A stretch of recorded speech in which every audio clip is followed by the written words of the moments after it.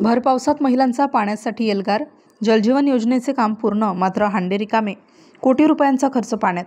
एल्गार कष्टकरी संघटनेच्या वतीनं भर पावसात त्र्यंबक पंचायत समितीवर हंडा मोर्चा. त्र्यंबक तालुक्यातील जलजीवन योजनेच्या माध्यमातून 85 नळ पाणी पुरवठा योजना राबवण्यात आल्या, मात्र आजही त्यापैकी अनेक योजना सुरू झाल्या नसल्याचे उघड झाले.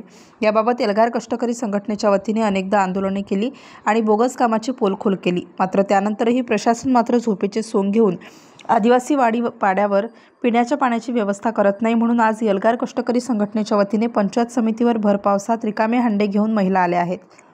त्र्यंबक गट विकास अधिकारी, पाणी पुरवठा विभागाच्या अधिकारी आणि ग्रामसेवक यांच्याकडे अनेकदा तक्रार करूनही आमच्या प्रश्नांकडे कोणी लक्ष देत नसल्याने आज जिल्हा संतप्त होत महिला पंचायत समितीमध्ये रिकामे हंडे घेऊन आले आहेत.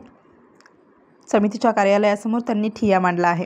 त्र्यंबक तालुक्यातील टाके, देवगाव, कडमुस्तेपैकी हर्षवाडी या आदिवासी पाड्यावर पावसाळ्यात देखील पाण्यासाठी पाणी मिळत नाही. 4 महिने झाले योजना कागदावर पूर्ण, मात्र अद्यापही पाण्याचा एकही थेंब आला नाही. याबाबत 4 दिवसांपूर्वी देखील महिलांनी याच प्रश्नावर पंचायत समितीमध्ये ठिय्या मांडून बसल्या होत्या. यावेळी उपमुख्य कार्यकारी अधिकारी यांनी या पाड्यावर तात्काळ पाणी पुरवठा करण्यात यावा अशा सूचना ग्रामसेवक आणि गटविकास अधिकारी यांना दिल्या होत्या. मात्र उपमुख्य कार्यकारी अधिकारी यांच्या आदेशाला पंचायत समिती प्रशासनाने केराची टोपली दाखवली. आज पुन्हा या पाड्यातील महिला संतप्त होत चक्क डोक्यावर रिकामे हंडे घेऊन थेट पंचायत समिती गाठली आहे. आम्ही गटविकास अधिकारी आणि ग्रामसेवक यांना सांगून आम्ही थकलो आहोत. आता आम्ही इथेच मुक्काम ठोकणार आहोत. जोपर्यंत आमच्या पाड्यात पाणीपुरवठा सुरू होत नाही तोपर्यंत आम्ही घरी जाणार नाही अशी भूमिका घेतली आहे. स्टार न्यूजसाठी मोहसिन पठाण, नाशिक.